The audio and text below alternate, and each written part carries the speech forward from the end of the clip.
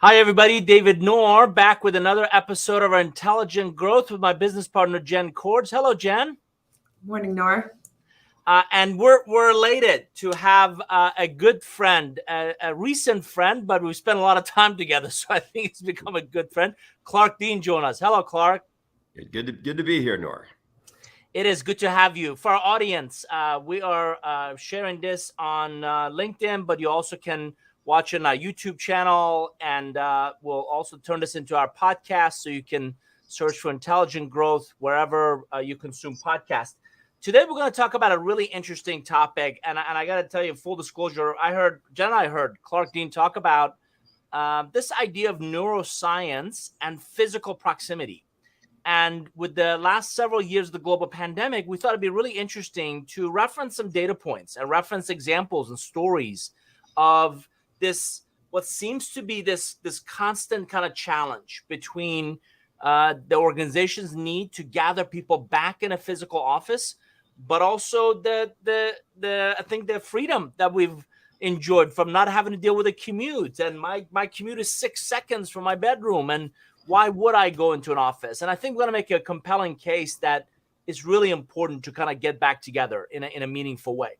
But before we do that, what I'd love to, I guess, Jenn, you're going to start us off? Yeah, so our guest, Clark, would you mind giving us some of your personal background about where you've been and what you do? Sure. And I feel like I ought to get this out there up front, having to talk about, commercial office space. And yet clearly here I am in my home office. Actually just got back from Nicaragua, and somehow along the way, I contracted COVID. So I am in isolation right now. Feel great, but if I've seen a little brain foggy, I got a built-in excuse. So here in Atlanta, so I've lived in Atlanta for the past 20 years. Got 3 grown children, 2 in college still, 1 out of college, and working for an organization called Overtime. Been married for 26 years as of yesterday, so very fun. I grew up in Alabama, went to college, studied biomedical engineering, and then got sucked into real estate, consulting, and finance, and I spent most of my career there. And you're now with Transwestern, and I really appreciated first time I saw this transaction science. I guess tell us a little about what you do. What does that entail? Yeah, no, absolutely. So Transwestern is a 45-year-old private real estate company. Been around a while. We've got like 33 offices in the U.S. and partnerships with BNP Paribas Real Estate in Europe and Encore in Canada. I'm on the board of the services company, which is the largest of 4 different organizations within Transwestern. So we have a services company, an investment company, a development company, and a new ventures company. So that's a lot. But where I get to spend most of my time is working with a great team of folks here in Atlanta called Transaction Sciences. And the whole idea behind Transaction Sciences was to use science and analytics to help people flourish and organizations thrive by delivering better and smarter solutions in real estate. We've got a diverse team of folks, and we do work literally across the country and around the world, helping businesses figure stuff out. Can you give us an example of what a transaction science engagement could look like? Sure. It runs the gamut, as you can imagine. Sometimes, in a lot of this conversation, I imagine it's going to pivot on, companies will come to us trying to figure out what type of space and how much of what type of space they need in order to really support the culture of their organization. We in that sense, we're a lot like management consultants. We work with companies, really helping them figure out what they need to do to thrive and how physical space can actually impact that ability to thrive. We also play a transactional role. A lot of times these environments can be expensive, but the fact is the sciences that we use to help people organize their space and determine what type of space they need. We also use sciences to help structure transactions more efficiently. So there's a lot of financial engineering, the stuff we do. And so we believe that companies can actually have it all. You can have better space to serve your business most most aligned way, and also have a solution that's really cost effective.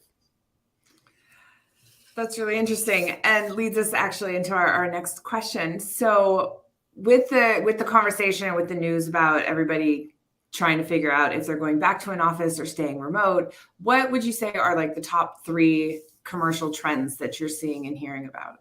Absolutely. Well, the number one trend is companies are struggling to figure out what kind of spaces they need to provide for their people to bring them back together post-pandemic, or not, right? So, I mean, I think there's just a lot of uncertainty.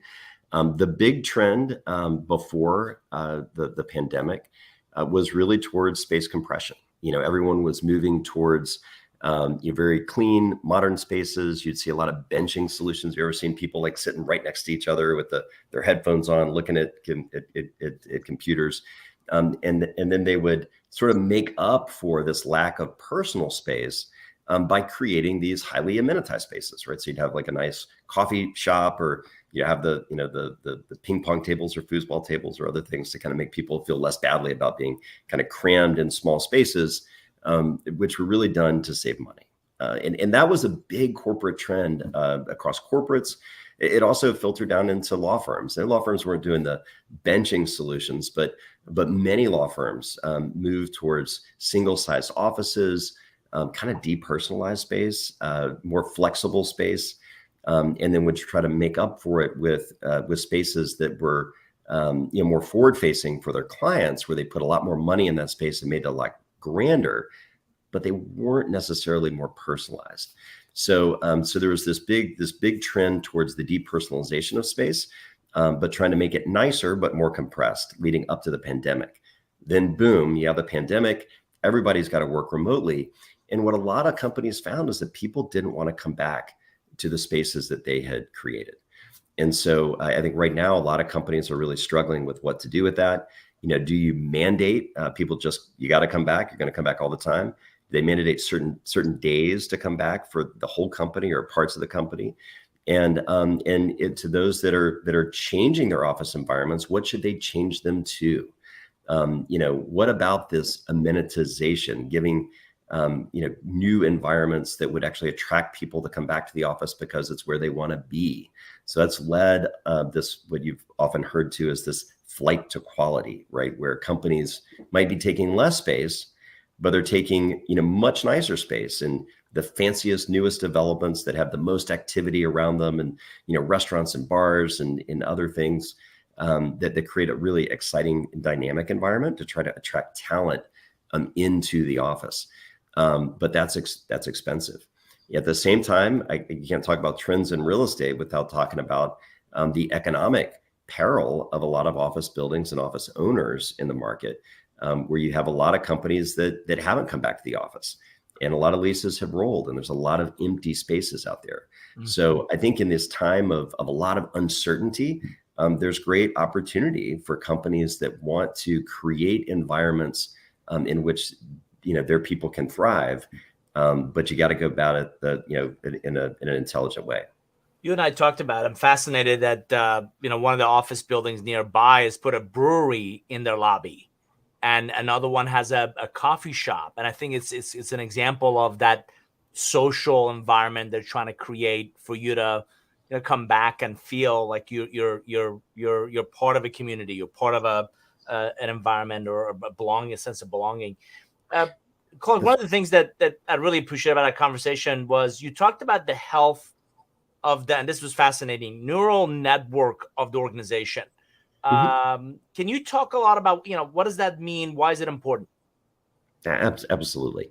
So most companies, and when I say most companies, obviously you have many manufacturing companies that are generating product, but a lot of companies these days are knowledge working businesses. And if you look at how the people in an organization relate to each other, we like to think about those connected relationships in terms of a neural network. So each business has a neural network where each of the people in the business is connected to each other in different ways. And a lot of times the strength, the success of a business really is dependent upon their ability to manage that neural network well. So for instance, if you've got a new employee that's coming into a business, what do you do to connect them with other people at the business who are going to mentor them, who are going to train them, who are going to be those important business relationships to them that are going to help them get the things they need, are going to be provide the resources they need, they're going to be the people that ask them to do things. As someone comes into a business, they quickly get connected and become part of that neural network. So using the language of neuroscience, you call that neuroplasticity. And that neuroplasticity of somebody coming into a business is probably at its height within that first 6 to 9 weeks, where you're really who's going to tell you where the coffee is and how to turn on the copy machine, or who do you go to for advice in the office. Those relationships form, and then those relationships really form the basis of that person's interaction with the business going forward. I think companies are starting to be more mindful of those relationships that form within their business and the importance of them. And it's really been highlighted during COVID, because you had these neural networks that were built around physical places, in the sense that in an office, an office environment, a lot of these nodes have physical places. Like if I want to go see David, I go to this particular place. That's where his office is. I'm going to run into him. But post-pandemic, everybody was like scattered around. So, I mean, I know how to get to Nour because I'm going to like email him or call him or text him, but I don't really know where he is. And I can't just go like find him. And so it really changed the dynamics of how people worked. When we think about networks of people in this neural network, there are two fundamental types of relationships. You have strong tie relationships and weak tie relationships. The strong tie relationships are the people that you work with on specific projects all the time, right? They're your closest colleagues, or people you work with every day, they're having meetings with, that you're the direct report of, those kind of things. That's your strong tie relationships. But in any business, you also have a lot of weak tie relationships. If you imagine that within the neural network, there might be that person in sales who has a friend in development, or the person in development has a friend in finance, right? And these people are getting together more casually, but in the process of doing that, they're building relationships that often create those pathways of connections that enable things to get done in the company in the future.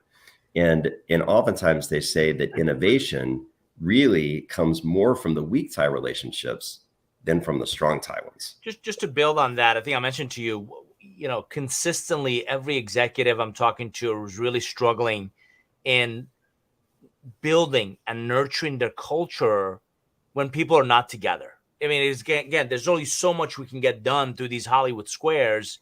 That interpersonal interaction is critical. And when people, particularly young people or new people to an organization, are not getting that, exactly, again, just reaffirming your comment, it's really difficult to develop a sense of belonging, develop a sense of you're part of this team and you work with different people, and you're going to leverage, you're going to identify, you're going to understand, you're going to model the skills, the knowledge, the behaviors of the different people you work with. It's really difficult to do that remotely. Are you hearing the same? Yeah, of course. And in fact, it was really funny. After a Rotary meeting a couple of weeks ago, I was talking to a friend who, who is the CEO of a business, and they had taken a good bit of space right before the pandemic. Then everybody started working remotely, and people were like, "Hey, we don't want to come back. Our performance is fine." But there's one team that he just felt like they could be doing better. I mean, they weren't suffering bad performance, but he just felt like they weren't, having the level of performance that they could. And so he actually mandated that team, it was a sales team, come back to the office. And you think, I mean, this is a sales team. Sales teams tend to be more outward facing anyway. What difference would it make for them to come back to the office? Well, he said they came back to the office, and in 1 month, that team being back in the office produced as much as they had for the 4 prior months combined. 4 prior months combined. And so I think there's this, we've lulled ourselves into thinking that our performance is operating at this really high level. And yet I think that there's something missing in the equation that comes from when people are together. There's a lot of biological things, there are a lot of neurological things going on that actually cause us to work more quickly, more effectively, and develop the kinds of relationships that enable us to generate new ideas and create value in new ways. That's really interesting. You're a big proponent of strong and healthy organizations. Where relationships are strong and vulnerable is like a currency of trust. So like you were talking about being physically close together. Why is it so difficult to create that in a work setting?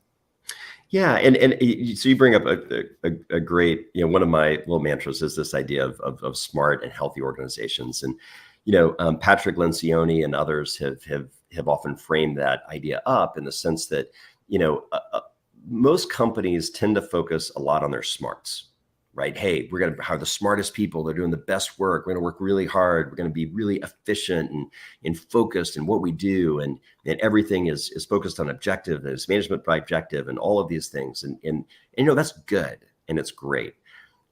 But if you look at the performance of organizations, the most high performing organizations are those that are built on a foundation of healthy relationships. And this gets into the strong and healthy relationships that you're talking about. It's so important because, if I have a relationship with you and I trust you, then we can actually argue about ideas and not worry about our underlying relationship, right? So if I know you, I'm not, and we have a strong relationship, we're not worried about it, then I can duke it out with you on an idea to come to the best idea. And that intentional conflict amongst people to really drive to the best solutions, the best ideas is so healthy. And it actually allows you to really achieve a higher level of performance. If we don't have a great personal relationship and you suggest something I disagree with, then I might be inclined to do one of two things. I might jump on the idea to squash or embarrass you because I'm trying to which is not a good thing to do, creates a toxic environment, or I'm not sure about our relationship. And so I might be hesitant to counter your argument as strongly as I should, because I don't want you to think that I don't like you or that there might be a problem there. And as trivial as that may sound, it creates some profound problems in organizations when they don't have healthy relationships. So how do you create healthy relationships? And that's where this idea of vulnerability comes in. If I only know you through a work environment working on specific projects and I know nothing about your family, what kind of things you like doing, what do you care about, what your goals, personal goals and objectives are, what things fill you up, what are you passionate about? If I don't know those things about you and you don't know those things about me, we don't really know each other very well. And so the best way to do that is through this vulnerability. And it means kind of getting out there. Vulnerability, I often talk about as a currency that has to be given before it's received. I might share something with you about my personal life. And it might be a little scary to share something, that's super personal. But what most people find, or at least I find certainly, is when we take off these plastic masks and really get real with each other, it's usually welcomed. And then that other person can be vulnerable as well. And you start forming healthy relationships that actually allow businesses to perform better. And so I think as we think about the neural network of an organization, as we think about having, smart and healthy organizations with strong and healthy relationships, leaders need to really focus on how do I cultivate strong relationships amongst all the people in the organization? And how do I do that in a way that's really going to drive performance? And I'll use a quick example, actually, this was taken from a friend of mine, Ben Weber, who has a business called Humanize. He's a professor at Harvard, MIT. And he was doing a study doing these neural networks. He would actually map neural networks of organizations. And he was doing the study of a bank in Europe of different branches. And you're able to look at this neural network based on emails people send and the number of calls and all that stuff. So you could see how this neural network had formed within these three specific offices that he was looking at. And one of them was by far the highest performing office, and one of them was by far the lowest performing office. And we're trying to figure out why. So the first one, if you can imagine, is a neural network where it's fairly well distributed. So like all the dots are kind of connected to all the other dots about the same. So it looked almost like a ball, right, with everything kind of connected. The other one was very similar. It was like a ball connected, but there were a couple of outliers out to the side. And then the third one was strange because it was almost like two balls that were sort of hovering above each other with very few connections in between. And the question was posed, well, what was the highest performance? If these are three branches, which one had the highest performance? The highest performance was the one that had the most integrated social network, right? The one that performed then the next in line, right, was the one that looked very much like the first one, but had a few outliers. And they said, well, why is that? Why did it perform less? And it turns out that the manager there had not done a good job of onboarding new people, as we talked about before, this idea of onboarding people into a neural network. And so you had these people over here, and their much lower performance actually drug down the performance of the entire unit. But the third one was really fascinating, right? Where you had these two separate units that were separated from each other. And like, what in the world is this? Why are there these two distinct social networks within an organization that really deterred the performance of the entire office? Why is that? And what they found was it was a two-story branch that literally the bottom people, like the bottom floor people, had relationships and they talked to each other. And the top floor people, they had relationships, but they didn't connect in between. And so in that case, the physical place actually created a disruption in the neural network, and that was seen in the performance of that branch. And those are the kinds of analyses that can be done to demonstrate how these healthy relationships and managing neural networks can actually drive business performance forward. This episode brought to you by Relationship Economics. There's a reason Jenn and I, first time we heard Clark, I reached over to her and I said, I think I found my BFF, because the man speaks my language around the idea of how critical those in-person interactions are in really nurturing long-term relationships. So Clark, I have in my notes, the environment shapes our brains to kind of engage and interact with others. And that's where you brought up sympathetic versus parasympathetic neural systems. Talk about that for a minute. Absolutely. So all of us, and again, we don't sit around thinking about our sympathetic and parasympathetic neural systems, but we all experience them every day.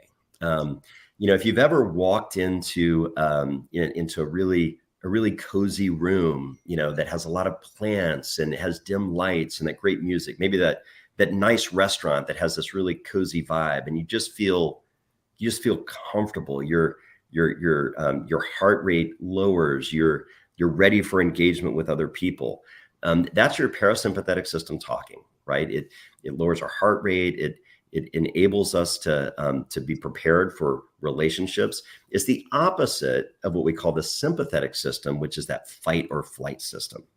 You might be familiar with the fight or flight system if you've ever walked across like a really wide open concrete plaza where there's like nobody around and you're just on edge. If you're in a really stressful situation, you feel on edge. And that's our body's natural reaction to preparing us to run away from danger, right? Or to fight somebody. And that releases cortisol in our system and causes us to behave in more aggressive protectionist ways, right? And environment plays a big role in how those systems interact, right? And the play between that parasympathetic and sympathetic system governs how we interact with other people. This becomes really important in the built environment, right? Because if you can imagine, there are times where you might want people to be more fight or flight, in certain environments. But I will say in that situation, it's rare. It's more rare that you want people to be in that situation than in the parasympathetic system, because in a parasympathetic response, you're much more calm and able to make rational decisions and build relationships. So understanding that can actually change the way we think about environments. And that is true both from exterior architecture as well as interior architecture. And there's, of course, this is a super controversial topic, and Nour, we've talked about this before, but yeah, I'm certainly happy to delve into some of the I think pretty fascinating theories about exterior edifices in real estate and their impacts to us as we just walk around. I don't know. Is that something you want me to? I'd love it. I'd love an example. So Yeah. again, if I'm a P&L leader, you're right. I want more of that calm, relaxed, engaged environment, especially for our weekly team meetings. Weekly team meetings, we want calm, collected, right? Not fight or flight. What should I be thinking about our space, either externally as people come in, but probably more importantly while they're there? What am I trying to? Is it more plants? Is it more sunlight, or are you talking about more fundamental than that?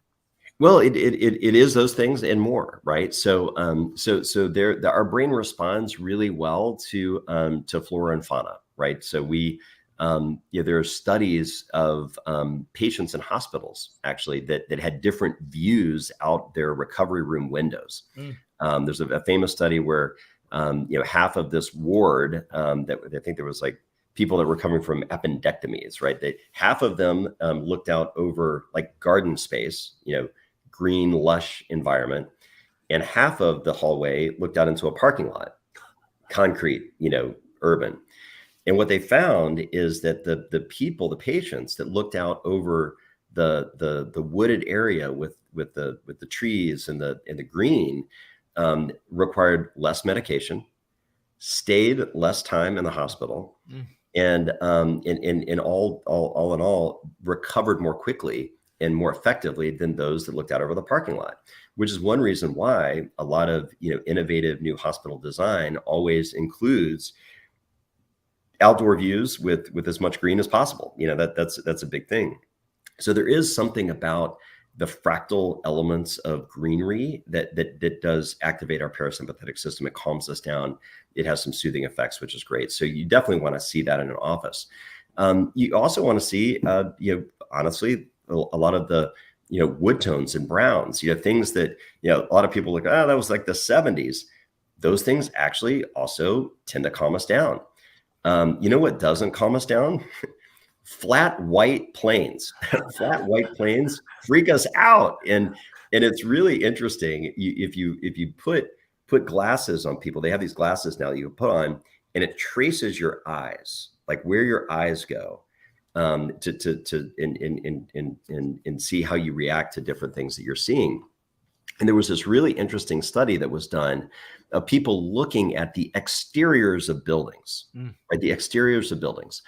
And what they found is that when people would look at an exterior of a building, they would actually try to find the face on the edifice. The face on the edifice? What are you talking about, Clark? You're crazy. Well, if you ever asked a kid to draw like a house, you draw the two windows, the door, and it makes a face.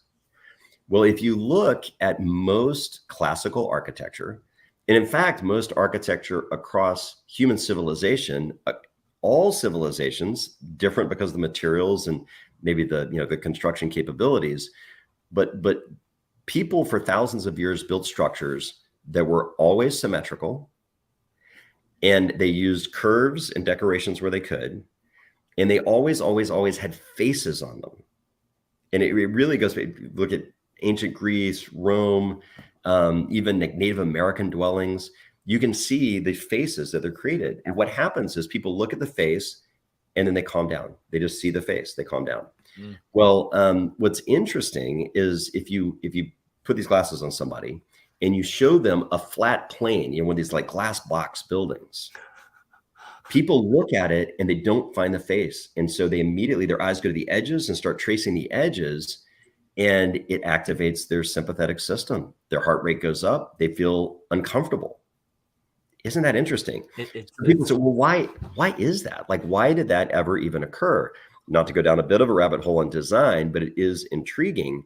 some of the people like Gropius and some of the, the fathers of modern design that came out of the early 20th century have now been posthumously diagnosed with PTSD from World War I.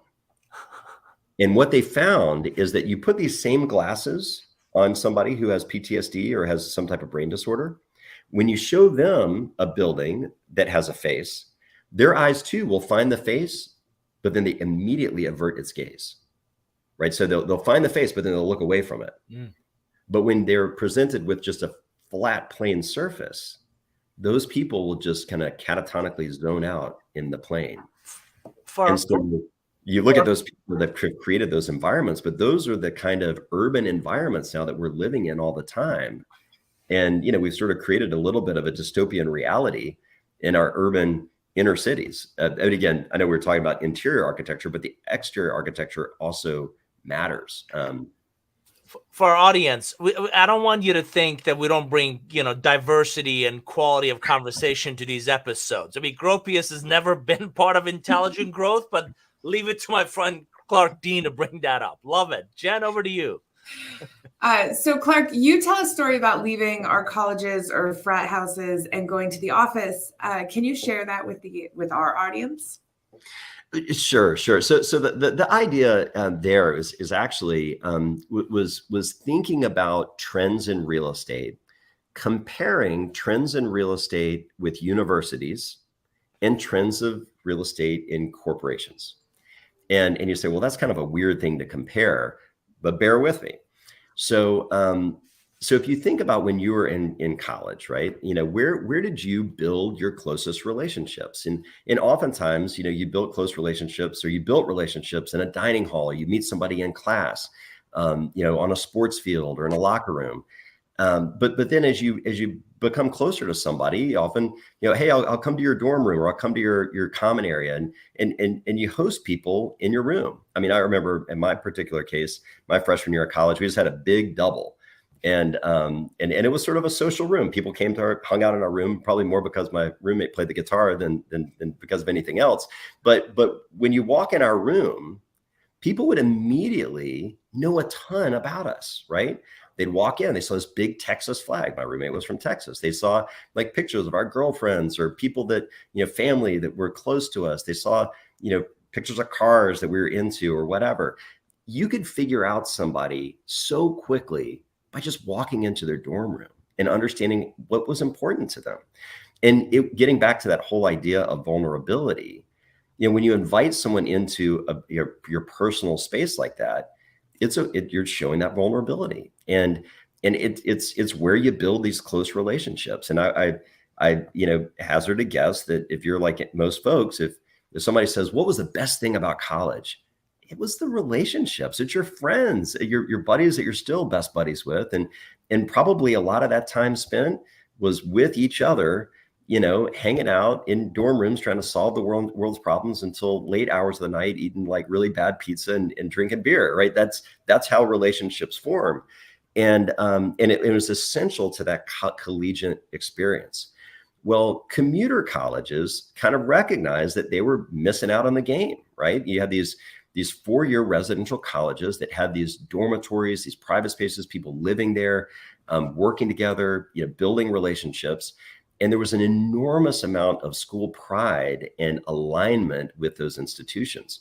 Whereas commuter colleges, which often offered, fabulous classes, the quality of education was fantastic, but it didn't provide those physical residential places for people to build those relationships. They often didn't have school spirit. And they didn't have those relationships, and people viewed them much more as just a means to an end. Yeah, I got a degree in this so I can get a job or whatever that was. And so commuter colleges all over the country started trying to adapt themselves to become 4-year residential colleges to develop this strength of alumni. And the results have been phenomenal. Just here in Georgia, look at the incredible success of Georgia State University, which transformed itself into a 4-year residential college, is absolutely thriving, one of the largest universities in the state. Kennesaw State University, same thing. I mean, is absolutely thriving up there, and people have a great sense of affiliation with the school. And yet during the same exact time, corporations kept, that originally office, you had a cube, a thing that you had decorated with your stuff, it was your place.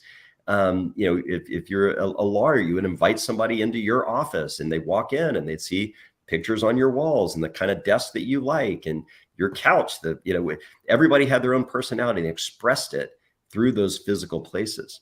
Yet over time, what corporates and law firms and other professional organizations have done is they have transformed themselves into commuter colleges, right? So during that same time that commuter colleges were transforming themselves into residential colleges and benefiting from this surge of culture and allegiance and alliance and relationship, corporates and law firms have been sanitizing their space, depersonalizing, dehumanizing their space, pushing people closer together, clearing out any manifestations of personal experience or preference, et cetera.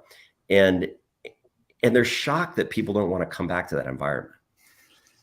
Years ago, you're going to chuckle at this. Years ago, I was working for a company called Silicon Graphics, and, we had individual offices. And of course, I had pictures of, Wendy and my parents in there, and we didn't have kids back then.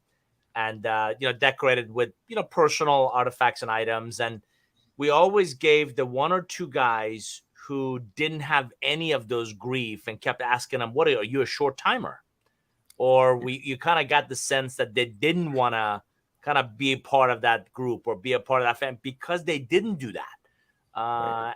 And it was very cool. It was conversational of, somebody came back with, this green at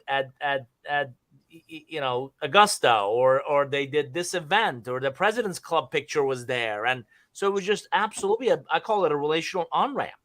And it was conversational. And when you don't see that, you don't have as much kind of to talk about. So you get right to the business of why I'm here. Hey, what's the status of this project? And you miss out on that relational part. Absolutely. And it's, it's funny. I was walking through another client's office the other day. I mean, they're wanting people to come back to the office. And so we were, assessing the scene. And what we noticed as we walked through the office is that there were, and they do have a lot of modular systems. So systems furniture. So not everybody has a private office. What we noticed is that the people who were there had these cubicle areas where they had brought their personal artifacts. You see somebody had an orchid on their desk and they had, pictures of family of home and all those kind of things, and people, and they were there.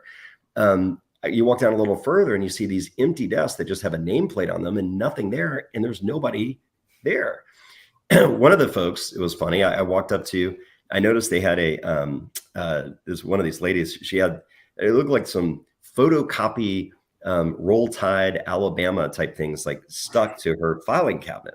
And I grew up in Alabama, an Alabama fan. So I walked by and said, Roll Tide. And she looked up at me and she said, well, don't you get started too? And I kind of looked and she pointed at her colleague right across the aisle. And he started laughing. And I was like, all right, what's going on here? Well, it turns out she's a big Georgia fan. And so he had decorated her cubicle area by printing off a bunch of Alabama stuff and covering up her Georgia stuff. But then she said, well, you go see his cube. And I wanted his cube, and she had retaliated. And so she had all this like Georgia gear. And so they had this like great little back and forth rivalry amongst, how they had decorated their workspaces. And you could tell they knew each other, right? They had a relationship. And it seems so trivial. You're like, are you kidding? Like we're talking about, but honestly, those people were there, and they have it's more likely that they're going to continue coming to that office because they like having that friendly banter during the fall. And they're going to do that more. Again, for our audience, if you're not familiar with Southern U.S. football, A, it's a religion. B, you can't be on the fence. You have to have a team, and you have to not like anybody else. And by the way, for the record, Jenn Cordz, who's from Pacific Northwest, has also told somebody else, Roll Tide. So, all right. So I want you to know we've brought her into the mix of Southeastern U.S. So Clark, moving on to, again, I had in my notes, we talked about the YMCA effect and this hyperlinear scale between economic activity and really personal connections. Elaborate on that. Absolutely. So, so this idea of hyperlinear scaling with density actually comes from biological scaling laws. So again, I've already gotten into Gropius. I promise I won't bore you with scaling laws, but just bear with me a little bit. So biological organisms follow what they call quarter power scaling laws, and that's such to where if you understood the metabolism of a field mouse, you could predict the metabolism of a blue whale because they scale in very predictable ways. Well, it turns out that the things that we as human beings build, like cities, also behave in terms of scaling laws. And so cities, as cities become more dense, what you have is and this you would imagine is kind of an obvious thing, is you have a sublinear scaling of expense. So the more dense a city is, the cheaper per person it is to feed, water, clothe all those people, right? That sublinear scaling, it makes it more efficient. And most people think, okay, the efficiency of cities, that makes sense. But that's not the real strength of cities. The real strength of cities is the hyperlinear scaling of economic activity, because the more density you have, the more potential collisions and economic events that you have amongst people in that ecosystem. And so it's the combination of the sublinear scaling of expense and the superlinear scaling of economic activity that creates the dynamics of thriving cities. To translate that not into an office, you're saying the more people we get together, more likely of initiatives, projects, collaboration, more opportunities? That's exactly right. So if you think about, so we often in physics, we think in terms of fractals, right? Fractals are self-similar geometries that at different scales. So if we think about what I just described as a city, right? So that's at this scale. At the scale of an office, it's actually the same dynamics in a smaller scale. So if you've got a bunch of people in an office, it's cheaper to feed and water those people, right? In that environment, rather than and you can imagine, instead of sending them Uber Eats like all over the city, you'd bring food in. They share the food. They're there. So the sublinear scaling of expense is maybe obvious, but the hyperlinear scaling of economic activity is really important. It creates this hive of activity, and it turns out that based on those same scaling laws, when people are closer together, they tend to operate more quickly, even in terms of walking speed. So you can use scaling laws to predict the walking speed. If you knew the walking speed of someone in Birmingham, Alabama, you could predict the walking speed of somebody in Philadelphia, and just because of the density of those cities, and almost perfectly do it because people tend to operate more quickly in dense environments. I've tried to simplify a lot of this sciencey stuff into what I call the YMCA effect. And so hear me out on this. When I've got a gym at home, I can go home and, go downstairs and work out. And I feel like I'm working out hard, and I really might think, hey, I've worked myself out as hard as I could with my weights, my stuff. But if I go to the YMCA and I'm surrounded by a lot of other people working hard, what we all tend to do, even though we know that people aren't really watching us. I mean, nobody's critiquing our exercise, but just having these people around us causes us to take less rest between our sets, to increase our weight more, to use better technique. We work out harder when other people are working harder around us. And we also learn. We might say, wow, I've never seen somebody do that exercise before. That looks really interesting. I'm going to try that. Or, wow, do you see what that guy can do? I mean, if that guy can do it, I should be able to do it, right? So that it also creates this competitive spirit that really drives performance. And that is absolutely true in the office. We're seeing it now, which is why, as I mentioned before, my friend who made that sales group come in and their performance just went through the roof, right? The same thing is you can look after 9/11. After 9/11, there were people that predicted that employees would never return to downtown Manhattan again. Just, why do it? I mean, we've got flip phones, we've got laptops, like why ever go back to the office? We don't have to be there. But then, as the dust settled and they started building new buildings and kind of getting things, people did go back. And the first couple of people that went back noticed that they might have gotten a quicker insight on a trade or a relationship that led to business. And then the competitive FOMO starts setting in, where people that might be at home with their flip phones and their laptops and their existing relationships go, man, I'm missing out if I'm not there. And so people started flooding back. And now, there are more people working in downtown Manhattan than ever before. I think that we're experiencing a bit of that right now in this post-COVID reality. I think a lot of folks still feel like they're performing at a high level, working out in their home basement. But if you use a professional football analogy, as I recently heard somebody do in a talk, they said that you can't have like an NFL team where each position just trains in their basement and you get together on Sundays for a game. Doesn't work. You have to have those relationships, and those relationships have to be exercised. Companies are the same way. So we do, I believe, need to figure out how to create that.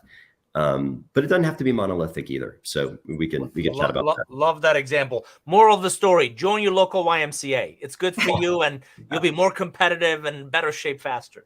Absolutely. Well, so as we've been talking about companies trying to figure out their in-person office space and those personalization aspects of office spaces, where do you feel working environments are going to be going in the next few years, like post-pandemic, post-inflationary pressures, things like that? So, hey, look, I think that hopefully, and we're already seeing this. I mean, top leaders are making some hard decisions on how to get people back to the office.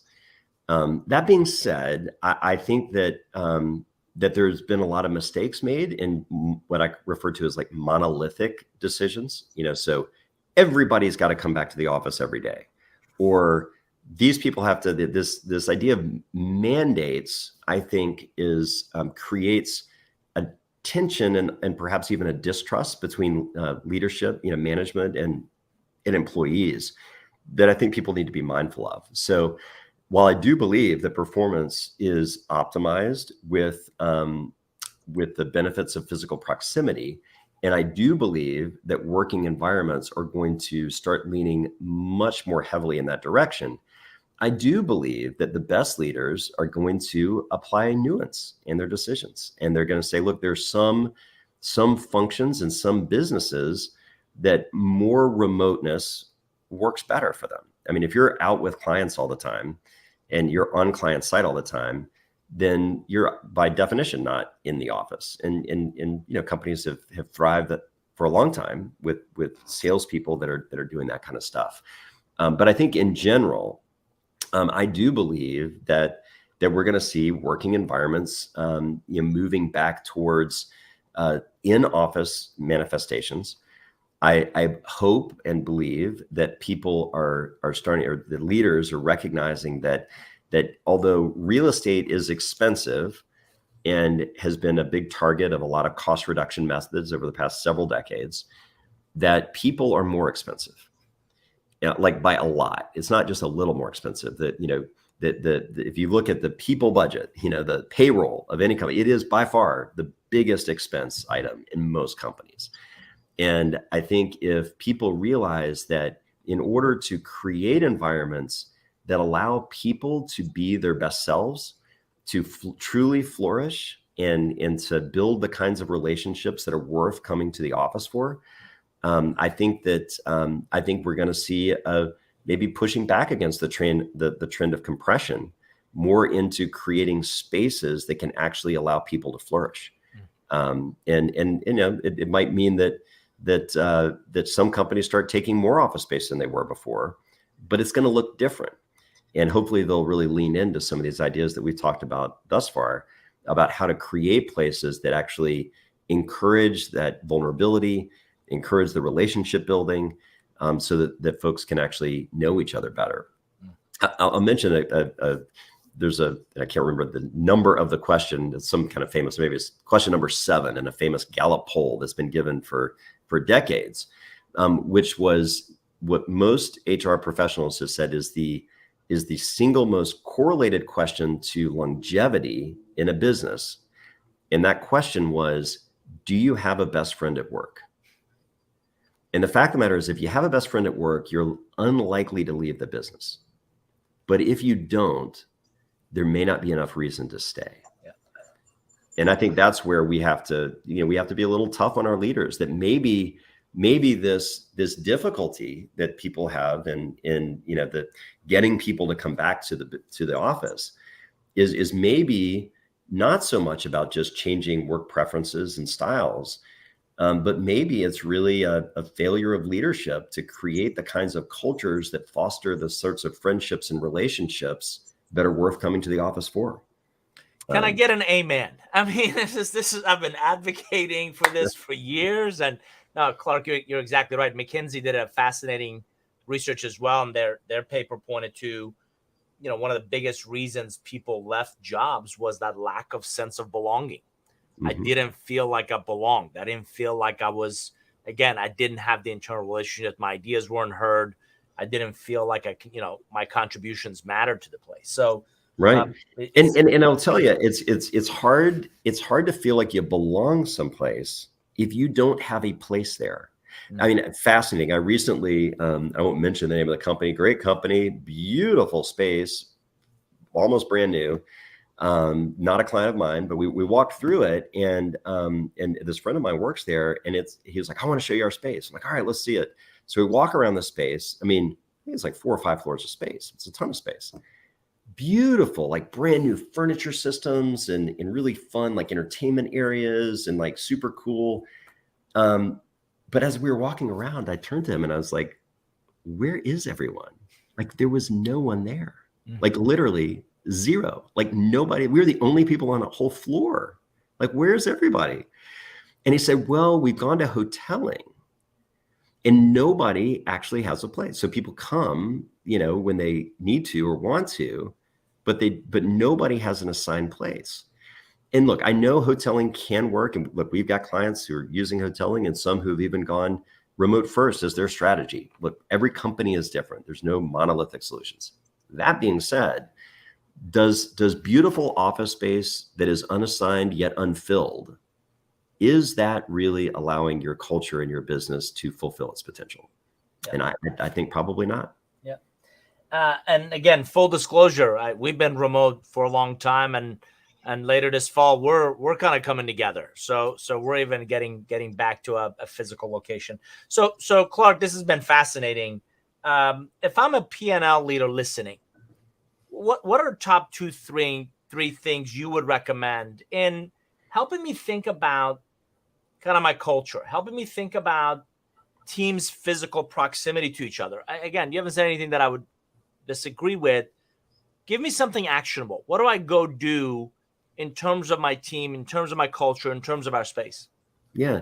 So I think the first thing, which is maybe a bit of an obvious thing, and that is, walk in your space and look around and see how it's being used. I mean, do people want to be there? Because if they do, they probably are there. And if they don't, they're probably not there. And so then I think you have to start asking the hard questions. So, and I think the first one is, does this space represent our values, our mission? I mean, is it a manifestation of who we are and who we want to be? Does it satisfy the functions that we need to perform? Is that office, does it provide the kind of places and spaces that people need in order to do their jobs more effectively? And then lastly, is the economic investment that we've made in this well applied when taken in the greater context of the P&L of the company? And I think that the best solutions really are ones that factor in culture, function, and economics, where that solution is at the intersection. Yet historically, real estate decisions have been driven purely by the economic bubble, without as much thoughtfulness being considered around the culture and the function of the space. So that's the first thing. I'd make sure that the space is designed to optimize the culture, function, and economics of the business. The next thing I would suggest is, which is real practical, is find ways for people to have a belonging, right? Find ways to encourage people to express themselves in a way that's not distracting, but that actually allows them to be more fully themselves at the office. One of the things I've talked about with one client is actually, again, some people in that company had their places decorated, others didn't, yet they all come together at least once a month. And people do come to the office that once a month, they have a big thing. And so we're exploring this idea of, well, maybe what they do is they mandate you have to decorate your workspace. If everybody has assigned workspace, you have to come and maybe there's going to be a contest or whatever, but you have to do that. It's not an option for you not to bring. We want to see family pictures on your desk. You have to do it. And, if people find a sense of belonging, maybe they actually will return. So I think that's really the second thing. And then lastly, I would say, just don't be afraid to apply nuance to your strategy and decision-making. I think that there's a lot of gains and strides certainly that have been made in terms of fairness and equity in the office for sure. But I think sometimes that can be misapplied when it comes to monolithic decisions. Well, we all are going to come in because it's only fair if everybody comes into the office, or, we're only going to do this because we got to cut it across. Everybody has to do the same thing. I think it's important also when thinking about equity that people remember that office space is a great equalizer. It doesn't matter the quality of the house you came from or the apartment or whatever, wherever you left in the morning, no matter how far away it is. The best office spaces, when you get to the office, you have the right kind of space for your job and your contribution to that neural network of that business. And you have a belonging and a sense of place. And everybody has an equal footing. And so I hope that leaders will really take that into account, that you don't have to just make monolithic decisions, but by just forcing people to work remote, sometimes that actually causes people to work in the most unequitable environments. And it can really hurt people that don't have the means to be able to, to be able to have nice home offices that they can hang out in when they have COVID and such. For our audience, if you missed this episode, you missed a good one. You've been listening to Clark Dean, Executive Managing Director, Partner, Board Member at Transwestern. And we've been talking about this fascinating idea of neuroscience and physical proximity and the need to kind of get your people back together in person to really help them thrive. So I hope you enjoyed this episode. Jenn and I have some fantastic upcoming sessions on Steve Hardy, long-term Chief Marketing Officer at Profix, is going to talk about thriving amid continued uncertainty. We've got David Summers talking about strategic value of sales enablement. Lisa Campbell's going to join us to talk about the trust operating system. So we've got some great episodes coming up every Tuesday at noon Eastern. Hope you'll make time to join us. On behalf of Jenn Cordz, I'm David Nour. Thanks for joining another episode of Intelligent Growth, and we'll see you next time.